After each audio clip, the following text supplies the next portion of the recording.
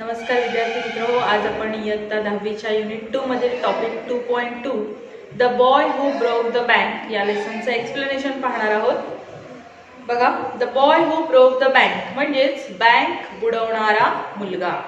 Ruskin bond 1934 is an Indian author of British descent. He lives with his adopted family in Landore in Missouri. India, the Indian Council for Child Education has recognized his role in the growth of children's literature in India. He got the Sahitya Akademi Award in 1992 for Our Tree Still Grown in Dehra. He was awarded Padma Shri and Padma Bhushan respectively in 1999 and 2014. म्हणजे बघा, Ruskin bond हा लेखकाचा परिचय देत असताना Ruskin bond हे त्याचं नाव आहे. हे ब्रिटिश वंशाचे भारतीय लेखक आहेत. ते भारतातील मसुरी येथे त्यांनी दत्तक घेतलेल्या कुटुंबासह राहतात आणि भारतातील बालसाहित्याच्या विकासामध्ये त्यांचा खूप महत्त्वाचा सहयोग आहे, सहभाग आहे, योगदान आहे. Our tree steel grow in India या पुस्तकाकरता त्यांना 1992 या वर्षी साहित्य अकादमीचे पारितोषिक देण्यात आले आणि त्यानंतर भारत सरकारने त्यांना पद्मश्री आणि पद्मभूषण हे पुरस्कार देऊन त्यांचा गौरव केला आहे. अनुक्रमे त्यांना 1999 आणि 2014 या साली हे पुरस्कार बहाल करण्यात आले. Nathu grumbled to himself as he swept the steps of the Pimpalnagar bank owned by Seth Govindram. He used the small broom hurriedly and carelessly, and the dust, after rising in a cloud above his head, settled down again on the steps as Nathu was banging his pan against a dustbin. Sitaram, the washerman's sons, passed by. बघा, सेठ गोविंदरामांच्या मालकीच्या पिपलनगर बँकेच्या पायऱ्या झाडताना नथू स्वतःवरच चिडला. कारण काय, तर हातातला लहानसा झाडू त्याने निष्काळजीपणे घाईघाईत पायऱ्यांवर फिरवला आणि त्यामुळे झाडलेली जी धूळ होती ती त्याच्या डोक्यापर्यंत पुन्हा पुन्हा पायऱ्यांवर विसावली. हातातली सुपली तो कचऱ्याच्या डब्यावर आपटत होता तेव्हा धोब्याचा मुलगा सीताराम तिथून जात होता. Sitaram on his delivery round he had a bundle of freshly pressed clothes balance on his head. आता सीताराम कपडे पोहोचवण्याच्या कामासाठी निघालेला होता आणि त्याच्या डोक्यावर नुकत्याच इस्त्री केलेल्या कपड्यांचं गाठोडं होतं. Don't raise such dust, he call out to Nathu. Are you annoyed because they are still refusing to pay you an extra 2 rupees a month. अशी धूळ उडवू नकोस रे, तो नथूला झटकत म्हणाला. महिन्याला 2 रुपये जास्त द्यायला ते अजूनही नकार देतायत, म्हणून एवढा वैतागलेस का तू? I don't wish to talk about it, complained the sweeper boy. I haven't even received my regular pay, and this is the 20th of the month. Who would think a bank would hold up a poor man's salary? As soon as I get my money, I am off. Not another week I work in this place. And Nathu banged the pan against the dustbin several times just to emphasize his point and giving himself confidence. यावरती नथू काय म्हणतो, तर मला त्याबद्दल काहीही बोलायची इच्छा नाही. झाडूवाला मुलगा म्हणजेच नथू तक्रारीच्या सुरात त्या मुलाला म्हणाला, महिन्याची 20 तारीख आली तरी अजून नेहमीचा पगार सुद्धा मला मिळालेला नाहीये. बँक अशी कुणा एका गरीब माणसाला पगार थकवत असेल असं कुणाला वाटेल का? पगार झाल्या क्षणी मी इथून निघून जाणार आहे. म्हणजे जेव्हा माझा पगार होईल त्यानंतर मी एक क्षणही इथे थांबणार नाही, कारण आणखी एक आठवडा इथे थांबणार नाही. असे म्हणत नथूने हातातली सुपली कचऱ्याच्या डब्यावर जोरजोरात आपटली आणि आपला मुद्दा ठासवण्यासाठी, स्वतःचा निर्धार कायम ठेवण्यासाठी त्याने ही कृती करून दाखवली. Well, I wish you luck, said Sitaram. I will keep a lookout for any jobs that might suit you. And he plodded barefoot along the road, the big bundle of clothes hiding most of his head and shoulders. त्यावरती सीताराम त्याला असं म्हणतो की बरं, तुला माझ्याकडून खूप शुभेच्छा. तुझ्या जोगं एखादं काम मिळालं तर मी बघून ठेवेन. असे म्हणून डोके आणि खांदे पार झाकून जातील एवढं मोठं कपड्याचं गाठोडं कसं बसं डोक्यावर सावरत तो अनवाणी पाय ओढत पुढे निघून गेला. At the fourth home he visited, Sitaram heard the lady of the house mention that she was in need of a sweeper. Tying his bundle together, he said, I know of a sweeper boy who is looking for work. He can start from next month. He is with the bank just now, but they aren't giving him his pay and he wants to leave. चौथ्या घरापाशी सीताराम येऊन पोहोचला आणि त्या घरातल्या स्त्रीला झाडूवाल्याची गरज आहे असे बोलताना त्याने ऐकले. गाठोडे बांधता बांधता तो तिला म्हणाला की माझ्या ओळखीचा एक झाडूवाला आहे, त्याला कामाची गरज आहे आणि पुढच्या महिन्यापासून तो कामावर येऊ शकतो. आता एका बँकेत तो कामाला आहे, पण ते लोक पगार देत नाहीत म्हणून त्याला ती नोकरी सोडायची आहे. Is that so, said Mrs Srivastava. Well, tell him to come and see me tomorrow. असं का? मग त्याला उद्याच मला भेटायला सांग, श्रीमती श्रीवास्तव सीतारामला म्हणतात. And Sitaram, glad that he had been of service to both a customer and his friend, hoisted his bag on his shoulders and went his way. गिरायकाला आणि मित्राला दोघांनाही मदत करता आली म्हणून खुश होऊन सीतारामाने ते जे कपड्यांचं गाठोडं होतं ते आपल्या खांद्यावर टाकत तो तिथून निघून गेला. Mrs Srivastava had to do some shopping. She gave instruction to the ayah about looking after the baby and told the cook not to be late with the midday meal. Then she set out for the Pimpalnagar marketplace to make her customary tour of the cloth shops.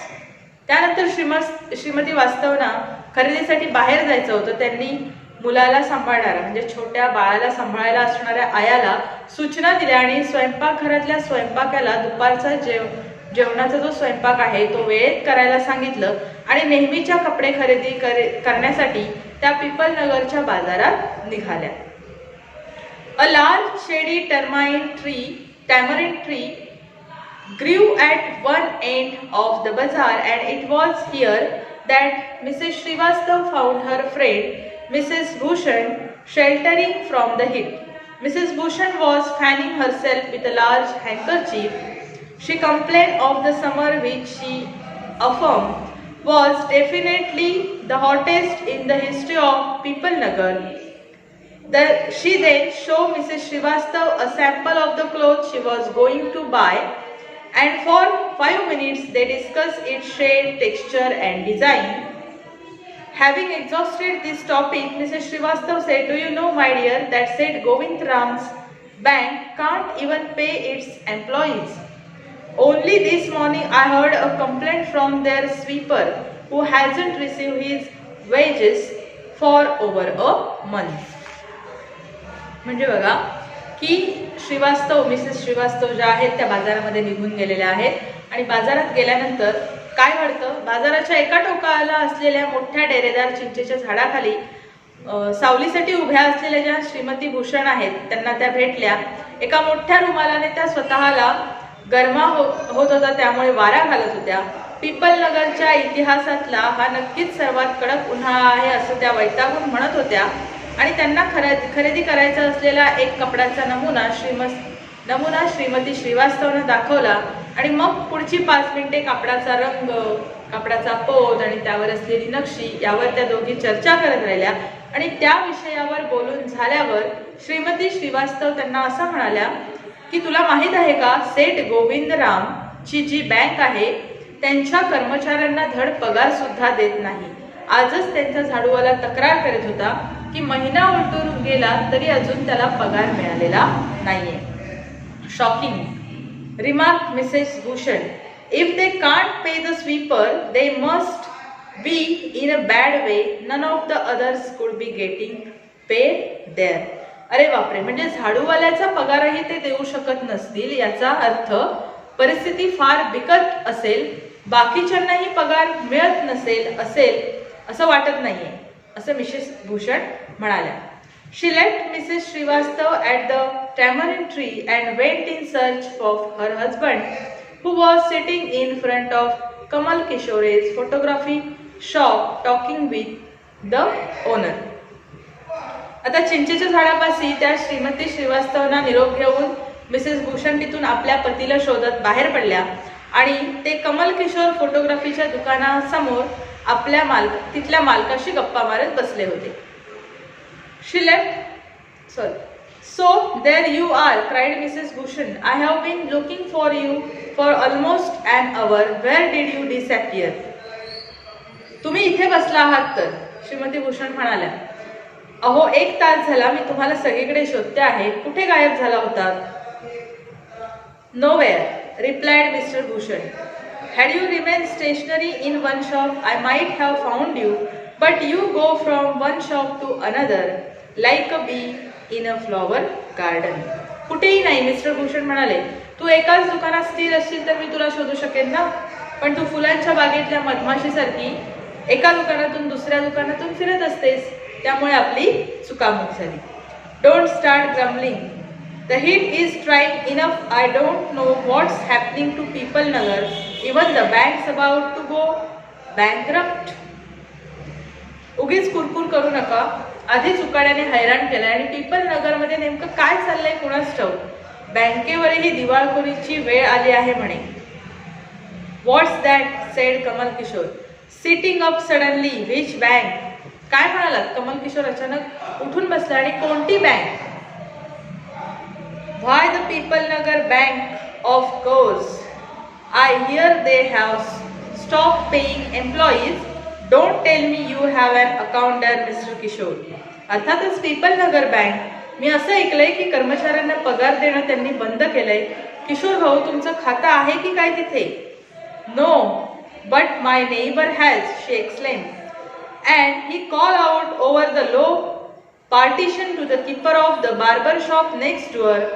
Deep Chand, have you heard the latest? The People Nagar Bank is about to collapse. You had better get your money out as soon as you can. माझं नाही, पण आमच्या शेजाऱ्याचं आहे. ते उद्गारले आणि मधल्या भिंतीपलीकडच्या नाव्याच्या दुकान मालकाला त्यांनी हाक मारली. दीपचंद, आज ताजी बातमी ऐकलीस का की पीपल नगर बँक बंद होणार आहे म्हणे. लवकरात लवकर तुझे पैसे तिथे असतील तर ते पैसे तू काढून घे. Deepchand, who was cutting the hair of an elderly gentleman and was so startled that his hand shook and he nicked his customer's right ear. The customer yelled with pain and distress.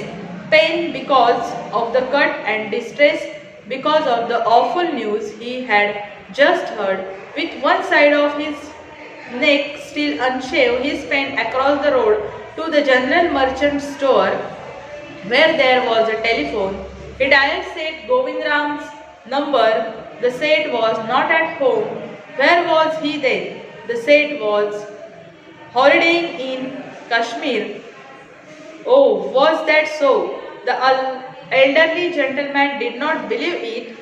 He hurried back to the barber shop and told Deepchand, the bird has flown. Seth Govindram has left town. Definitely, it means a collapse. And then he dashed out of the shop, making a beeline for his office and checkbook. Deepchand एका वयस्कर गृहस्थाचे तेव्हा केस कापत होता, जेव्हा कमल किशोर त्याला सांगतो की people नगरची bank जी आहे ती बहुतेक दिवाळखोरीत निघालेली आहे आणि तुझे तिथे पैसे असतील तर ते लवकरात लवकर घेऊन ये. आणि अशा वेळेला दीपचंद एका गृहस्थाचे केस कापत होता आणि ही बातमी ऐकून तो इतका सटपटला की हात हल्ल्यामुळे त्या गिरायकाचा उजवा कानच कापला गेला. ते गृहस्थ वेदनेने आणि धक्क्याने जोरात ओरडले. आधी कापल्याची वेदना आणि मग त्या भयंकर बातमीचा धक्का. मानेच्या एका बाजूचे केस कापून घ्यायचे तसेच सोडून ते लगबगीने रस्त्याच्या पलीकडे असलेल्या किराणा दुकानात फोन करायला गेले. म्हणजे जे कस्टमर तिथे जे गिराईक बसलेलं होतं केस कापण्यासाठी, तर ते गृहस्थ लगेचच पलीकडे असलेल्या किराणाच्या दुकानात गेले आणि फोन लावला. त्यांनी सेठ गोविंदराम यांचा नंबर फिरवला आणि पाहिलं तर काय, सेठ गोविंदराम घरी नव्हते. मग कुठे गेले असतील? ते काश्मीरला फिरायला गेले होते. ते घाईने न्हाव्याच्या दुकानात आले आणि दीपचंदला म्हणाले की पक्षी उडून गेला. सेठ गोविंदराव गाव सोडून पळून गेलेत म्हणजे नक्कीच दिवाळखोरी झालेली आहे आणि ते ताबडतोब ऑफिसच्या दिशेने चेकबुकची व्यवस्था करायला तडक बाहेर पडले. म्हणजेच तिथे आलेले जे केस कापायला गृहस्थ होते ते आपल्या त्याच तशा अवस्थेत, म्हणजे एका बाजूने केस कापलेले आहेत, दुसऱ्या बाजूने कापलेले नाही आहेत, अशा अवस्थेत ते तिथून तडक चेकबुकची व्यवस्था करायला बाहेर निघून गेले. The news spread through the bazaar with the rapidity of forest fire. From the general merchants, it traveled to the shop, circulated among the customer, and then spread with them in various directions to the better seller, the tailor, the free vendor, the jeweler, the beggar sitting on the pavement. बघा, ही बातमी वणव्यासारखी बाजारात पसरली की सेठ गोविंदराम इथून निघून गेलेले आहेत, पिपलनगरची bank दिवाळखोरीत निघालेली आहे. किरकोळ व्यापाऱ्यांच्या दुकानांपासून गिरायकांपर्यंत ही बातमी पोहोचली आणि त्यांच्याकडून इतर सगळीकडे, मग सगळीकडे कुठे कुठे, पानवाल्याकडे, शिंप्याकडे, छोट्या विक्रेत्यांकडे, सोनाराकडे आणि अगदी रस्त्यावर बसलेल्या भिकाऱ्यापर्यंत ही बातमी पोहोचली की पिंपळनगरची जी बँक आहे ती दिवाळखोरीत निघालेली आहे आणि सेठ गोविंदराम इथून निघून कुठेतरी गेलेले आहेत. Old Ganpat the beggar had a crook leg. He had been squatting on the pavement for years, calling for alms.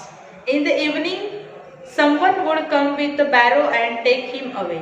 He had never been known to walk, but now, on learning that the bank was about to collapse, Ganpat astonished everyone, leaping to his feet and actually running at top speed in the direction of the bank. It soon became known that he had 1,000 rupees in savings.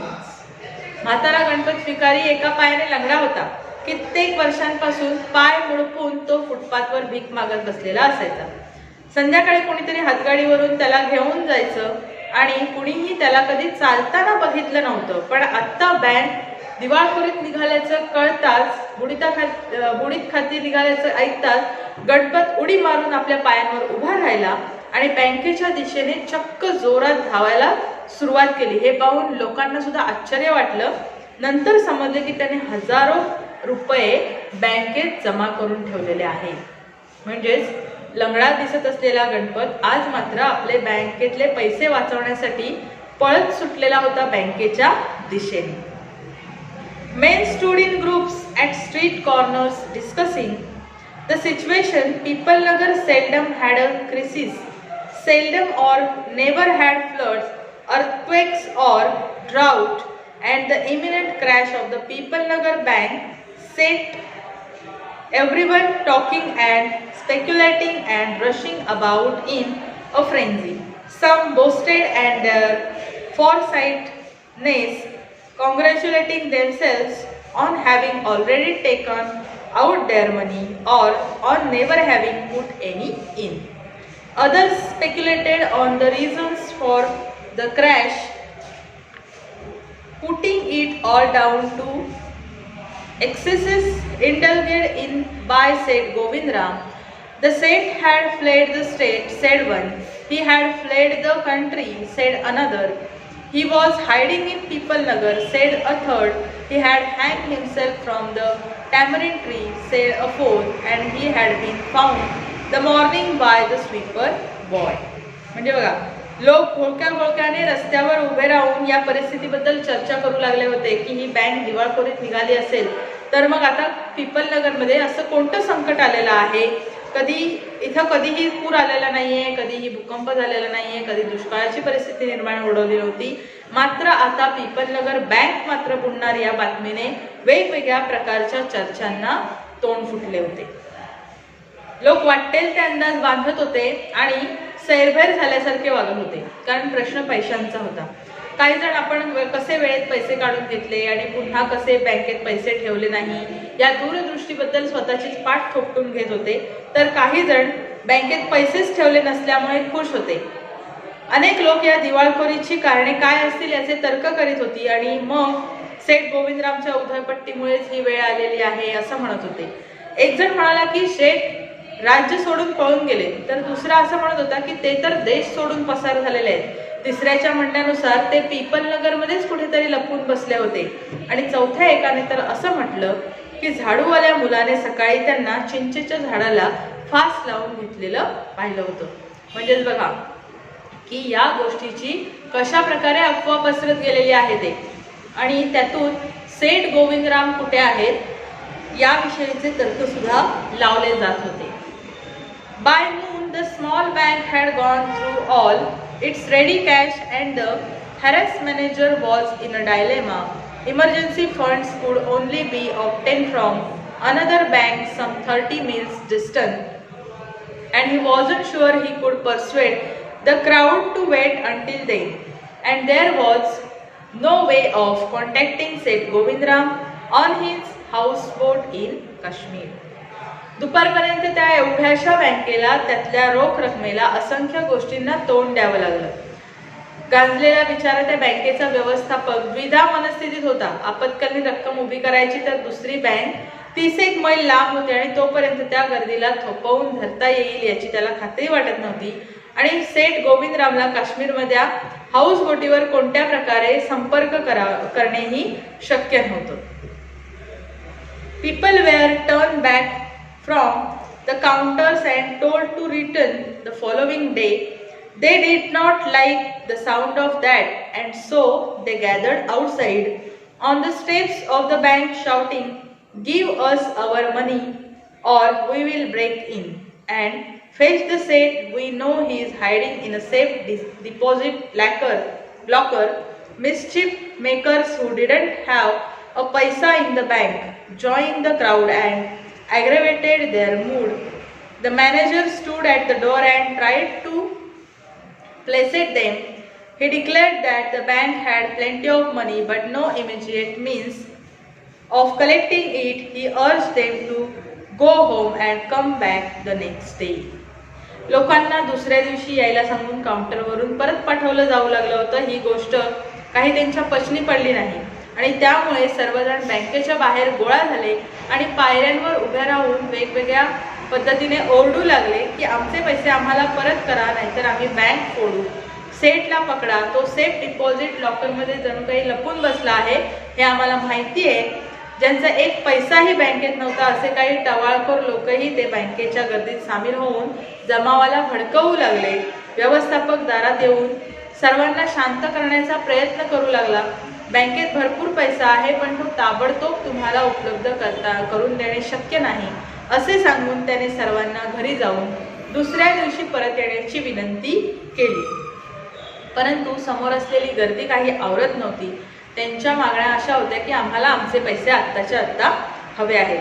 We want it now chanted some of the crowd. Now now now म्हणजे आम्हाला आत्ताच पाहिजे. समूहातले सगळे एक सुरात म्हणाले की आत्ताच्या या क्षणी आम्हाला आमचे पैसे हवे आहेत. And a brick hurtle through the air and crash through the plate glass window of the people Nagar bank. आणि कुठून तरी एक वीट हवेतून भिरभिरत आली आणि पीपल नगर बँकेची काचेची खिडकी फोडून आत घुसली. Nathu arrived next morning to sweep the steps of the bank. He saw the refuse and the broken glass and the stones cluttering the steps. Raising his hand in a gesture of horror and disgust, he cried, "Hooligans, sons of donkeys, as though it isn't bad enough to be paid late. It seems my work has also to be increased." He smote the steps with his broom, scattering the refuse. दुसऱ्या दिवशी सकाळी नथू पुन्हा बँकेच्या पायऱ्या झाडायला आला आणि त्याने तो कचरा बघितला. फुटलेल्या काचांचे तुकडे होते, पायऱ्यांवर पडलेल्या दगडांचा खच होता आणि वैतागाने आणि संतापाने हातवारे करीत तो ओरडला, "कोण गुंड लोक आहेत हे? गाढव कुठले?" अशा प्रकारे तो बडबडतोय. उशिरा पगार मिळत होता ते काय कमी होतं? आता माझं कामही या लोकांना वाढवून ठेवलंय. आणि चिडून त्याने झाडू पायऱ्यांवर जोराने आपटला आणि त्यामुळे कचरा इतस्तः सगळीकडे पुन्हा विखरला. "Good morning, Nathu," said the washerman's boy, getting down from his bicycle. "Are you ready to take up a new job from the 1st of next month? You will have to, I suppose, now that the bank is going out of business." सुप्रभात नथू, शुभ सकाळ असं कोण म्हणतंय? सायकलवरून येणारा जो धोप्याचा मुलगा आहे सीताराम, त्याचं नाव सीताराम असं आहे आणि तो काय सांगतोय की पुढल्या महिन्याच्या 1 तारखेपासून तू नवीन नोकरीवर करायला तयार आहेस का? आता बँक बुडाली आहे म्हटल्यावर तुला ती नोकरी करावीच लागेल. How is that sed Nathu. Haven't you heard? Well, you would better wait here until half the population of Pipalnagar arrives to claim their money. And he waved cheerfully. He did not have a bank account and spent away on his cycle. असं कसं झालं नथू म्हणाला, म्हणजे तू ऐकलं नाहीस? मग थांब इथे थोडा वेळ. पिपलनगरची निम्मी जनता पैसे काढून न्यायला येईलच एवढ्यात असे म्हणून आपले खाते या बँकेत नाही या आनंदात हात हलवीत तो सायकलवर बसून निघून गेला. Nathu went back to sweeping the steps muttering to himself. When he had finished his work, he sat down on the highest step to await the arrival of the manager. He was determined to get his pay. म्हणजे बघा, नथू स्वतःशीच फुटफुटत होता आणि तो पायऱ्या झाडत होता. काम आटोपल्यावर व्यवस्थापकाची वाट पाहत तो सर्वात वरच्या पायरीवर जाऊन बसला आणि आज पगार घ्यायचाच असा त्याने निर्धार केला होता. Who would have thought the bank would collapse, he said to himself and looked thoughtfully into the distance. I wonder how it could have happened. Bank बुडणार असं कोणाला तरी वाटलं होतं का? तो स्वतःशी म्हणाला आणि दूरवर पाहत विचार करू लागला, हे असं कसं काय झालं बरं?